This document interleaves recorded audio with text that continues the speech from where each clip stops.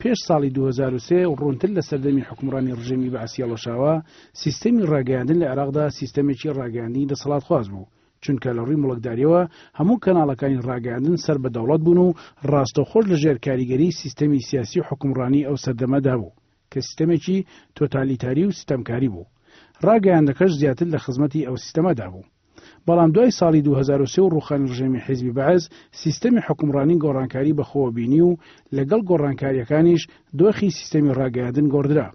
بە جۆرێک لە ڕووی مڵکداریەوە سیستەمی ڕاگەیاندنی عێراقی نوێ بەسەر سێ ئاستی سەرەکیدا دابەش بوو: ڕاگەیاندنی سەر بە دەوڵەت، ڕاگەیاندنی سەر بە حیزب و لایەنەکان و ڕاگەیاندنی ئەهلی و ئازاد. یەکێک لەو کەناڵانەی کە لە ڕووی مڵکداریەوە سەر بە دەوڵەتە کەناڵی ئاسمانی ئەلعێراقیە کە سەر بە تۆڕی هەواڵی عێراقیە. ئەم کەناڵە هەرزوو دەستی بەکارەکانی کرد. سەرەتا لە ڕۆژێکدا تەنیا 4 کاتژمێر پەخشی هەبوو، بەڵام ئێستا ئەم کەناڵە 24 کاتژمێر پەخشی هەیە و زۆربەی بەرنامە و هەواڵەکانی ڕاستەوخۆیە. ئەگەرچی عێراقی کەناڵی ڕسمی دەوڵەتی عێراقا، بەڵام کارمەندەکانی وەکو ڕۆژنامەنووسی شارەزا و بێلایەن کارەکانیان جێبەجێ دەکەن. زۆر بەلایەنەوە خۆش بوو کە ئێمە وەکو یەکەمین کەناڵی کوردی سەردانمان کردوون. عەبدولکەریم حەمادی کە بەڕێبەری هەواڵە لە عێراقیە زۆر خۆشحاڵ بوو بە سەردانەکەمان، هەروەک پێ ڕاگەیاندین کە بۆ ئەوان گرنگە پەیوەندی لەگەڵ سەرجەم ڕۆژنامەنووسانی عێراق و کوردستاندا ببەستن. ئەگەرچی لە ڕووی ئەمنیەوە چواردەوری ئەم کەناڵە تەلەڤیزیۆنیە بەسوپا گیراوە، بەڵام کە دەچیتە ناو کەناڵەکەەوە ئەو هەستت لا دروست دەبێت کە لەم بینایەدا کۆمەڵێک ڕۆژنامەنووسی ئازاد کار دەکەن. أشكر القناة KNN. زۆر سپاسی ئەوەی بەڕێز و کەناڵی KNN دەکەین. ئێمە سەرەڕای تێنەگەیشتنمان لە بەرنامەکانی کەناڵەکەتان بەهۆی جیاوازی زمانەوەنیەوە، بەڵام بە ئاگاین لە چالاکی و ئەرکی ئەم کەناڵە کە هەمیشە سەرقاڵە بەگەڕان بە دوای ڕاستیەکان و لێیاندنی پامێکی ڕاستەقینە لەمەڕ کێشە و گرفتی هاوڵاتیان لە هەرێمی کوردستان و چۆنێتی ڕوژاندنی و کێشانە و داواکردن بۆ دۆزینەوەی ڕێگا چارەی گونجاو بوویان، بە ئاگادارکردنەوەی لایەنە پەیوەندیدارەکان کە ئەم پەیامەش بۆ تارکێکی هەرە گرنگ لە سەرشانی دەستگاکانی ڕاگەیاندن لەم سەردەمەدا. سەبارەت بە پرسیارەکەت لەمەڕ مێژووی دامەزراندنی کەناڵی عێراقیەش، کەناڵەکە بە پێی پرۆژەی یاسای تۆڕی ڕاگەیاندنی عێراق دامەزراکە لە سەردەمی پۆل بریمەر، حاکمی مەدەنی ئەمریکی لە عێراق دوای ڕوخانی ڕژێمی باس دەرچوو. لە سەرەتای دامەزراندنی تۆڕەکە ئێزگەیەک کرایەوە کە ئەوسا لە کۆشکی کۆنگرەکانەوە دەستی بە پەخشی ڕۆژانە کرد و بۆ ماوەیەک 4 کاتژمێر دواتر هەوڵدرا بۆ فراوانکردنی تۆڕی ڕاگەیاندنی عێراق. ئەوە بوو ڕۆژنامەیەک بە ناوی ڕۆژنامەی سەباح دەرکرا، لەگەڵ دامەزرانی تەلەڤیزیۆنێکا ڕۆژانە تەنها 4 کاتژمێر پەخشی خۆی دەکرد بە مەبەستی ئاشناکردنی هاوڵاتیان لە پێشات و ڕووداوەکانی ناو عێراق بە شێوەیەکی سەرەکی.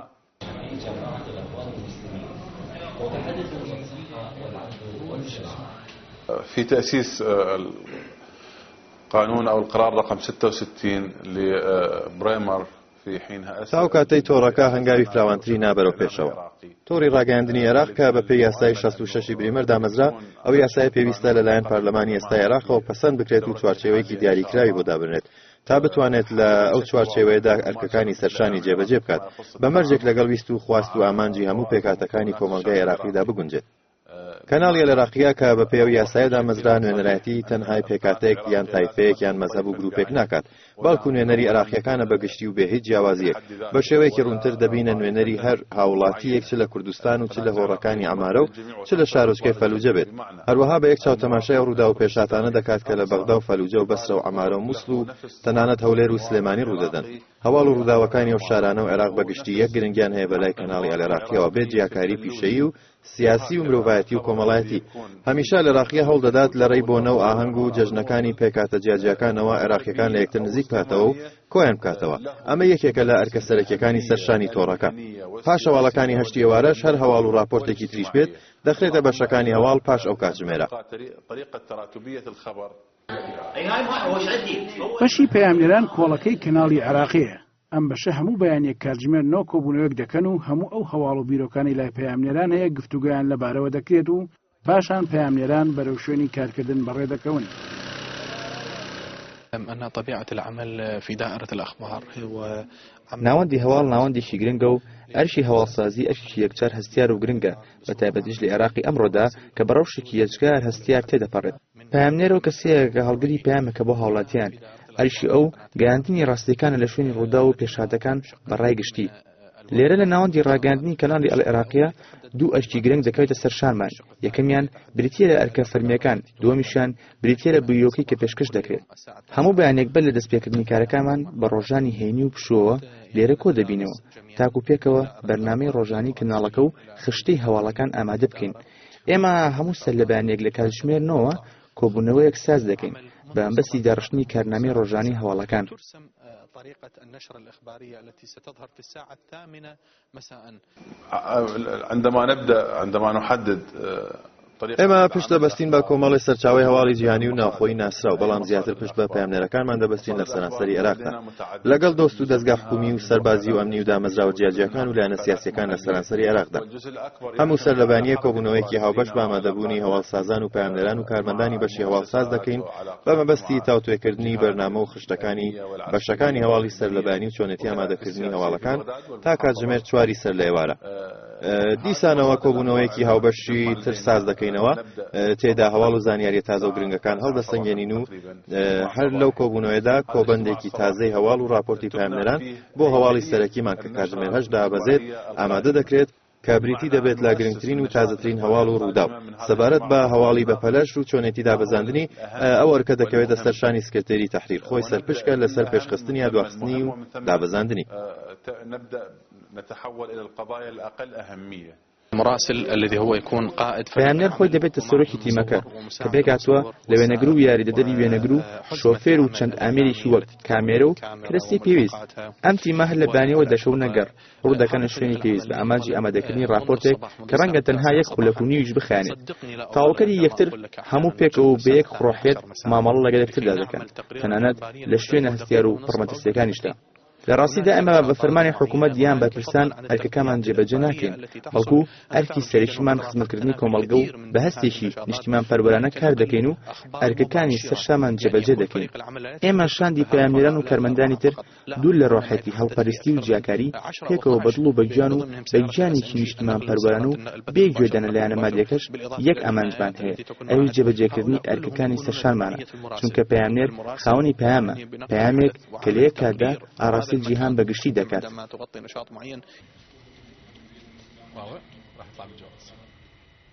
لەم کەناڵەدا هەر بە شەو سەرقاڵی کاری خۆیەتی هیچ بەشێک بەسەر بەشێکی دیکەوە نییە. ناوەندی هەواڵی ئەم کەناڵە لە بەشەکانی سیاسی و ئابووری وەرزش پێک دێت. لێرە کارەکان وا دابشکراون کە پەیوەندیەکی بەهێز لە نێوانیاندا دروست بووە کە زۆر سوود بە کارەکانیان دەگەێنێت. أنا واحد من ذول المنتجين نجي الصبح هنا تقريبا ب8:30 من وەکو منتیج و جێبەجێکاری کۆبەندی هەواڵ لە بەشی بەیانیاندا لە هەشتی بەیانیەوە ئەرکەکانمان دەست پێەکەین. ئێمە دوو منتیج لە بەشی بەیانیانین بەر لە دەستپێکردنی کارەکانمان بەرژاری دەکەین لە کۆبوونەوەی بەشی سەر لە بەیانی هەواڵ کە تێدا پێکەوە بەرنامەیەکدا دەڕێژی بۆ هەواڵەکان. دوای ڕێکەوتن لەسەر خشتەی کارەکان هەر کەس و دەستبارکەکانی سەرشانی خۆی دەکات بەپێی تایبەتمەندێتی خۆی. پەیامنێرانیش ڕوو دەکەنە شوێنەکانیان. ئەرکی ئێمە بریتە لە دۆزینە و دانانی وێنە بۆ هەواڵەکان لە ئاژانسەکان و ئێمەش ڕەوانەی دەرهێنەریان دەکەین.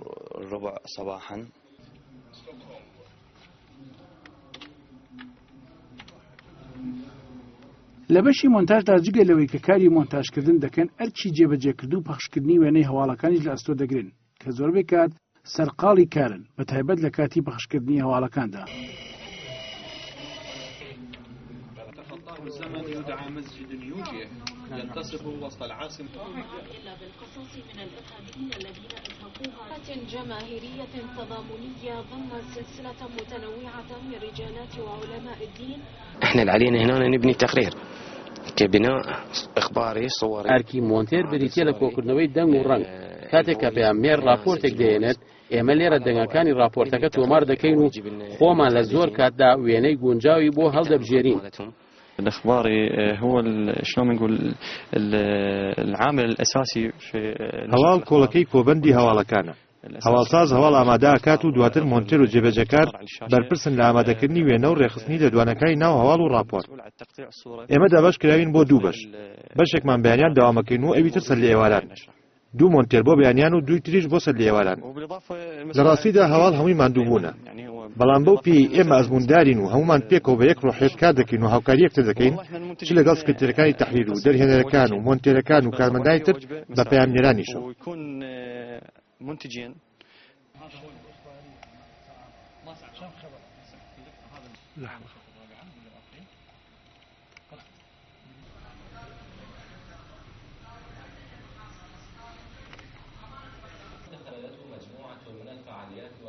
کچە بێژەرە تاقانەکەی بەشی ئابووری کەناڵی عراقەیە کە ئەگەرچی لە کاتی هەواڵخوێندنەوەدا شێوەیەکی تایبەت دەدات بەخۆی، بەڵام کە دەکەویتە گفتوگۆ لەگەڵیدا زۆربەی کاتەکان پێدەکەنێت ئەو ئاماژە بۆ دەدات لە بەشی ئابووریدا زۆر هیلاک دەبێت. خۆزگەش بۆ ڕۆژنامەنووسان دەخوازێت کە هەواڵی ئابووری ناکەن. ئەم کچە بێژەرە ماوەی 3 ساڵە کار دەکات وەکو بێژەر و ئامادەکردنی هەواڵ و خۆشی بۆی باسکردین هەڵەیەکی باشی کردووە لە کاتی خوێندنەوەی هەواڵەکاندا.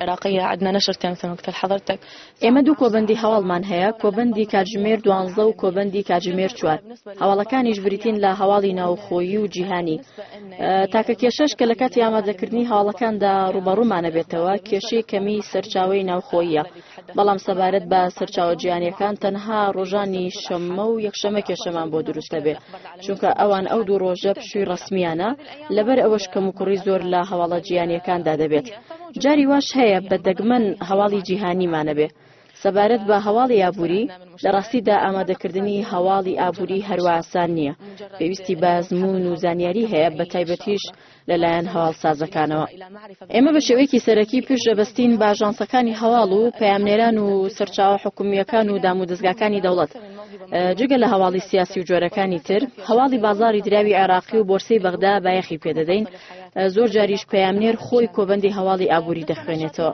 ڕێژەی کارمەند لێرە کەمە لە ئێستادا ئێمە تەنها 2 بێژەرین ئەرکی ئامادەکردنی راپۆرتیش ئەکەوێتە سەرشانمان لە کاتی لایف لە کۆبەندی هەواڵە ئابووریەکانە هەروەها هەواڵسازمان کەمە حاڵی حاضر یەک هەواڵساز و 2 مۆنتیجمان هەیە ژمارەمان زۆر کەمە بە بەراورد لەگەڵ زۆری و قورسی ئەرکەکانی سەرشانمان هەڵە دەکرێت بێگومان لە کاتی خوێندنەوە و تەرکیزکردنە سەر شتێک بێژەر تووشی هەڵە دەبێت جارێکیان لە کاتی خوێندنەوەی هەواڵدا سەرنجمدا بۆ هەواڵی پێشتر و پاشتر ئیتر تووشی هەڵەیەک بووم پیتەکانم پێچەوانە کردەوە وشەیەکی لێ دروست بوو بەڵام ناتوانم ناوی بهێنم لە جیاتیەوەی بڵێم وەزیر النقل عامر عبدالجبار وتم وزير النقر عامل عبدالجبار صارت وزير النقر عامل عبدالجبار طبعا عذرا منها عددت جدا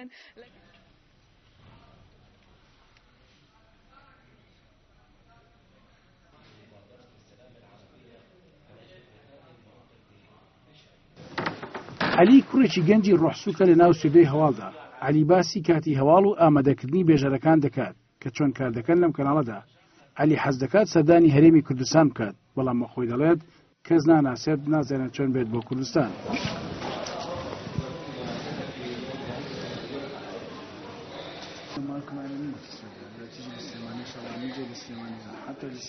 بداية أنا علي حليم مذيع قناة الأخبار السياسية بقناة العراقية الفضائية من بێژەر علی حەلیم بێژەری هەواڵە سیاسیەکانم لە کەناڵی العراقیە زۆر ستایشی کەناڵی کێنێن دەکەین بۆ بەسەکردنەوەی کەناڵەکەمان و لە نزیکەوە ئاشنابوون لە ئەرک و پەیامەکەمان سەبار بەکاری بێژەر پێویستە لە کاتی خۆیدا لە ژووری هەواڵ ئامادە بێت تا لەگەڵ بەشی هەواڵساز ئاشنای ئەرکەکانی بێت بە وردی هەواڵەکان بخوێنێتەوە بۆ ئەوەی هەڵە نەکات لە کاتی خوێندنەوە لە ستۆدیۆ چونکە هەواڵساز بێژەر نییە معارزە بۆ هەڵا بۆیە پێویستە بەردەوام هاوکاری هەواڵساز و بەشی هەواڵ بکات شتێشتر کە گرنگە بۆ بێژەر کەشوهەوا ئامادەبوون لە بەردەم کامێرا و ئاوێتەبوون بە هەواڵ و شوێنی کارکردن چۆنکی ڕازیکردنی دڵی بینەران پێویستە لەسەر بێژەر بزانێت لەسەر شاشەوە دەردەکەوێت دەبێت دڵی جەماوەڕ ڕابگێت لە ڕووی خوێندنەوە و دانیشتن و گەیاندنی ناوەرۆشی هەواڵەکە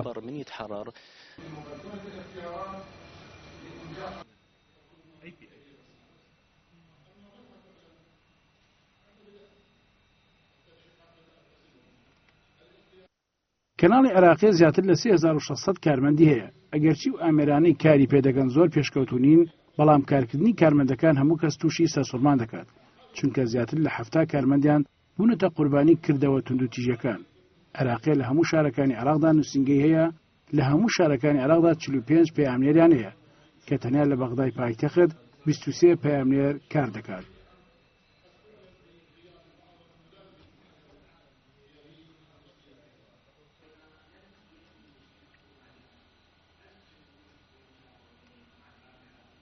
يحاولون الدفاع عن المواطن العراقي. ئەرکی سەرشانی ئێمە وەک ڕاگەیاندن ئەوەیە بەرگری لە عێراقی نوێ بکەین. پێویستە لەسەر هەمومان بە تایبەتی دەستگاکانی ڕاگەیاندن کە تەنها یەک چەکیانەیە ئەویش قەڵەمە بەم چەکە بەرگری لە گەل و نیشتیمان بکەین گەر پێویست کات بە خوێنیش درێغی ناکەین لە پێناو پاراستنی سەلامەتی وڵاتدا.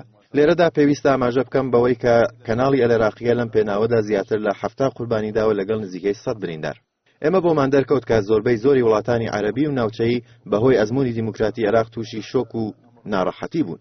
لە عێراقی پێشوودا کێ دەیوێرا وەک ئەمڕۆ بەو پەڕی ئازادیەوە بەو پەڕی چاونەترسیەوە بڵێ سەرۆکۆمار یاخود سەرۆکوەزیران هەڵەیان کردووە یاخود فڵان وەزیر شیاو نییە بۆ ئەو پۆستەی کە پێی سپێردراوە. لە سەردەمی ڕژیمی پێشوودا کێ دەیوێرا لە ئەفسەرێک یاخود ڕەفیق حزبیەک یا وەزیرێک ورد بێتەوە و سەیری بکات. زۆر جار خەڵکی لەسەر ئەو مەسەلە یاسایانە دەگیران و ڕەوانەی بەندیخانەکان دەکران. کاری ڕاگەیاندن هەمیشە قورس بووە بۆیە پێدەوترێت پیشەی سەرێشە و ماندووی. بەڵام ئەوەی گرنگە بپرسین ئایا ئەم پیشەیە بە بەرهەمە و بەپیتە ئایا ئەزموونەکەمان سەرکەوتووە لە عێراقی نوێدا یا ژێرکەوتوو. بەش بە حاڵی خۆم بە پێی بەسەرکردنەوە و هەڵسەنگاندنی ئەزموونی زۆربەی کەناڵ و ناوەندەکانی ڕاگەیاندن لە وڵاتانی عەرەب گەیشتومەتە قەناعەتێکی تەواو کە ئەزموونی ڕاگەیاندنی عێراقی جێگەی شانازی و بایەخی زۆرە لە ڕووی پیشەیی و لێهاتوویەوە. عێراقی نوێ بۆتە بێشەی ڕۆژنامە و ناوەندەکانی ڕاگەیاندنی ئازاد. ئێستا عێراق خاوەنی ڕۆژنامە و ڕۆژنامەنووسانی لێهاتوو ئازادە. ڕۆژنامەنووسانی عێراق لەژێر سای دیموکراتی و ئازادیدا هەمیشە سەرقاڵی نوێبوونەوەن و ئەوداڵن بە دوای هەواڵ و زانیاری و بەدەستێنانی زانیاری بەردەوام لەسەر هەموو پێشات و ڕوودا و گۆڕانکاریەکان لەسەر هەموو ئاستەکاندا. ئێمە هەموو بە ئاگا بووین و گوێمان لە ناڕەزایی دەربڕین و سکاڵای بەشێک لە بەرپرسانی هەرێمی کوردستان بوو کە لە بەرامبەر ڕۆژنامەنووسانی ئەم هەرێمە دەریان دەبڕی. ئەوەی ئێمە تووشی شۆک و بێزاری کرد بیستنی هەواڵی تیرۆرکردنی ژمارەیەک لە ڕۆژنامەنووسانی هەرێمی کوردستان بوو. بەڕاستی ئەمە کارێکی نامرۆڤانە و قێزەونە. هیوادارین دووبارە نەبێتەوە چونکە هەر وەک تاکیدم کردەوە و دەزانین چەکی ڕۆژنامەنووس قەڵەمە ناکرێت بە گولە وەڵامی قەڵەم بدرێتەوە و خاوەنەکەی تیرۆر بکرێت. ئێمە هاوخەمی کەسوکاری و ڕۆژنامەنووسانین کە لە هەرێمی کوردستان تیرۆرکران چونکە خاوەنی ڕای ئازاد و وشەی ئازاد بوون. ئەوان داڕێژەری بنەمای ڕۆژنامەگەری ئازاد بوون. ئەم قوربانیانە و قوربانیانی قەڵەم و وشەی ئازاد لە یاد ناچن تەنانەت دەبنە نمونە لە لای نەوەکانی داهاتوو. ئێمە هەموو ئەرک و هەوڵەکانمان دەخەینەگەر لە پێناو چەسپاندنی بنەماکانی ڕۆژنامەگەری ئازاد لە عێراقی پاش دیکتاتۆریەت و سەرکوتکردن. زۆر سپاس بۆ ئێوە و کەناڵی KNN ئەم کەناڵە بەهرەمەند و گەشاوە و لە ڕێگەی وەسڵا و ڕێزی بێپانی خۆمان ئاراستەی خوشکان و برایان و کەسوکار و خەڵکی هەرێمی کوردستان دەکەین. ئەم کەناڵە کە پێشبینی دەکەین ڕۆڵێکی گەورە لە چەند ساڵی داهاتوودا بگێڕێت و پێگەیەکی بەهێز بۆ خۆی بەدەستپێنێت.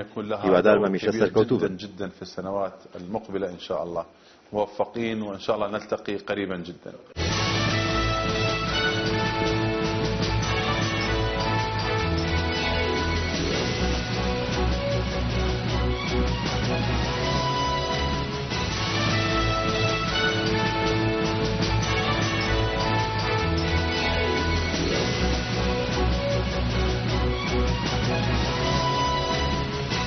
ئەم شوێنە کە دەیبینن سوودەی بەرنامەکانە.